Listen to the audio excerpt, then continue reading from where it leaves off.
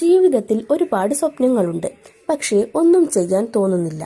ഓരോ കാര്യവും നാളെയാകട്ടെ എന്ന് പറഞ്ഞ് നീട്ടിവെക്കുകയാണോ? എങ്കിൽ ഓർക്കുക, മടി എന്നത് വെറും ഒരു സ്വഭാവമല്ല, അതൊരു കെണിയാണ്. ഈ മടിയെ എങ്ങനെ ഇസ്ലാമികമായി നേരിടാം എന്ന് നമുക്ക് നോക്കാം. എന്തുകൊണ്ട് നമ്മൾ മടിയന്മാരാകുന്നു? നമ്മുടെ ശരീരത്തേക്കാൾ ഉപരി നമ്മുടെ മനസ്സിനാണ് മടി പിടിക്കുന്നത്. അള്ളാഹുമായുള്ള ബന്ധം കുറയുമ്പോൾ, ജീവിതത്തിന് ഒരു ലക്ഷ്യമില്ലാതാകുമ്പോൾ മടി നമ്മളെ കീഴ്പ്പെടുത്തും. നബി സല്ലല്ലാഹു അലൈഹി വസല്ലം പറഞ്ഞു, ശക്തനായ സത്യവിശ്വാസിയാണ് ദുർബലനായ വിശ്വാസിയേക്കാൾ അള്ളാഹുവിന് പ്രിയപ്പെട്ടവൻ. അതുകൊണ്ട് തന്നെ മടി ഇസ്ലാം പ്രോത്സാഹിപ്പിക്കുന്ന ഒന്നല്ല. മടി മാറ്റാനുള്ള പ്രായോഗിക വഴികൾ നമുക്കൊന്ന് നോക്കാം. അതിലൊന്ന് അതിരാവിലെ എഴുന്നേൽക്കുക എന്നതാണ്. എൻ്റെ ഉമ്മത്തിൻ്റെ പ്രഭാതങ്ങളിൽ ബറക്കത്ത് നൽകപ്പെട്ടിരിക്കുന്നു എന്നാണ് തിരുനബി സല്ലല്ലാഹു അലൈഹി വസല്ലം പഠിപ്പിച്ചത്. പകൽ വൈകി എഴുന്നേൽക്കുന്നവരിൽ നിന്ന് ബറക്കത്ത് നഷ്ടപ്പെടും. അതുകൊണ്ട് തന്നെ ഫജ്റോടെ ദിവസം തുടങ്ങുക. രണ്ടാമത്തെ വഴി പ്രാർത്ഥന എന്ന ആയുധം. നബി സല്ലല്ലാഹു അലൈഹി വസല്ലം നമുക്ക് പഠിപ്പിച്ചു തന്ന ഒരു പ്രാർത്ഥനയുണ്ട്.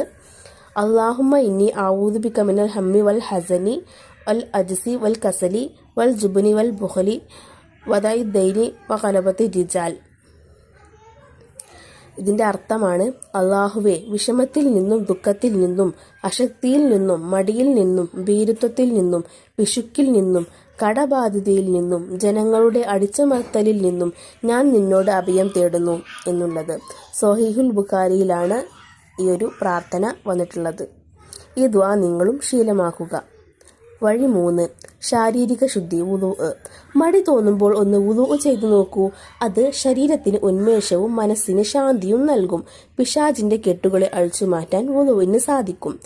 4ാമത്തെ വഴി, ലക്ഷ്യം മറക്കാതിരിക്കുക. നമ്മുടെ സമയം വിലപ്പെട്ടതാണ്. ഓരോ നിമിഷവും അള്ളാഹുവിന്റെ മുന്നിൽ കണക്ക് പറയേണ്ടി വരുമെന്ന ബോധ്യം ഉണ്ടെങ്കിൽ നമുക്ക് മടിച്ചിരിക്കാൻ കഴിയില്ല. മടി വരുന്നത് സ്വാഭാവികമാണ്, പക്ഷേ അതിൽ തളർന്നു പോകരുത്.